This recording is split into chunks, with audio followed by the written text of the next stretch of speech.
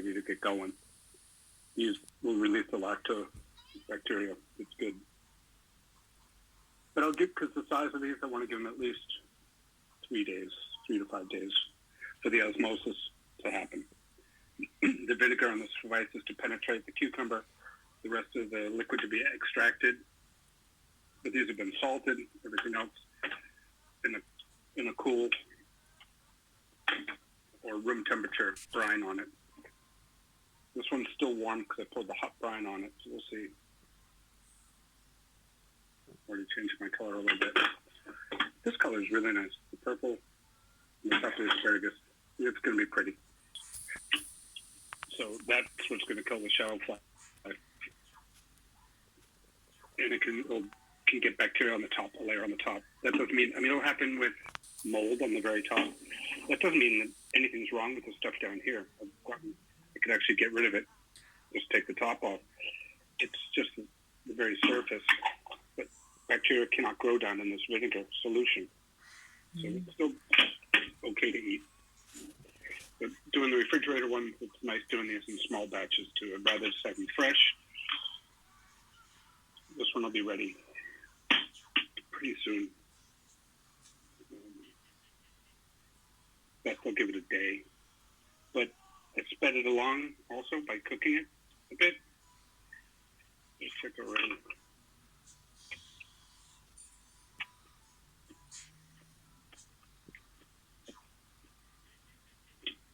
The vinegar is already starting to.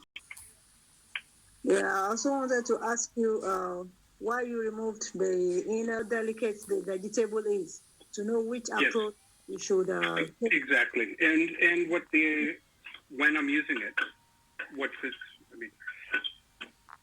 for the service the next day, these little chips, and I do it with rice wine. We did an Asian version, like rice wine vinegar and soy and ginger, these little pickles, and then make them from one day to the next. And I didn't want warm brine, warm liquid. So I think I'm going to run out of pickling liquid. We'll see. Well, I could always feel some of this differences. In 30 minutes with a hot liquid, the cucumbers will be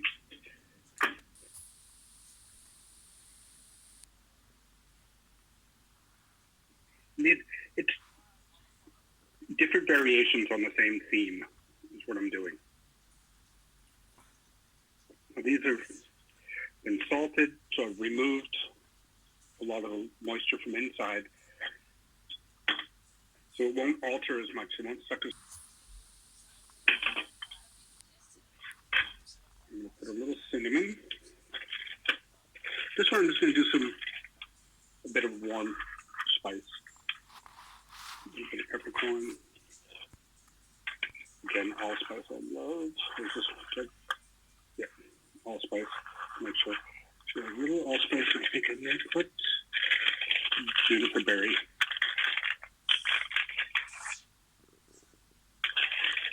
And this I can change up what I'm putting in.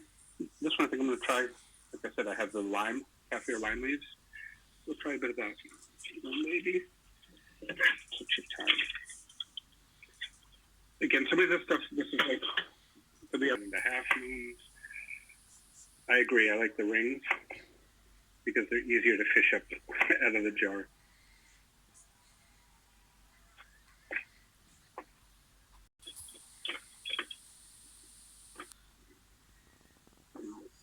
More.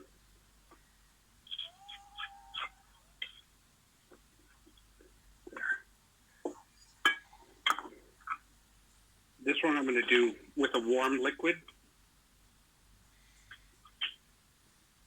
I like it to help cook the onions a little bit. Some of the recipes with the onions, they call it to blanch the onions first to remove the sharpness. I don't want to with this. I think the hot liquid will do the job.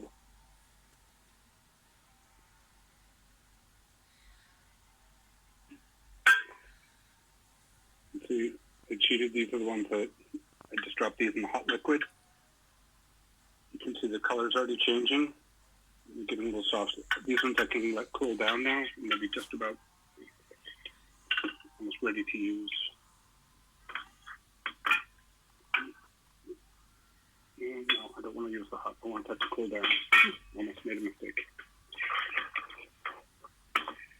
And my cucumber. That speeds the process up. If I'm going to be using it, then they'll be ready in half an hour. If it's going to be used later, for say tomorrow or the day after, I'll do a cold liquid, and they'll be ready tomorrow. The heat speeds the process up. Cherry tomatoes. I'm just going to do a small amount. These I'm doing just as is. Again, we've got our liquid. It doesn't matter what vegetable I'm using. As long as these are submerged. I still have a teeny bit of my liquid left for these ones. Okay, these ones will be done once they cool down. These are also high water content, the roonies. But now they're soaking. Vinegar, water, salt, sugar. That would be really nice, actually, with some thyme.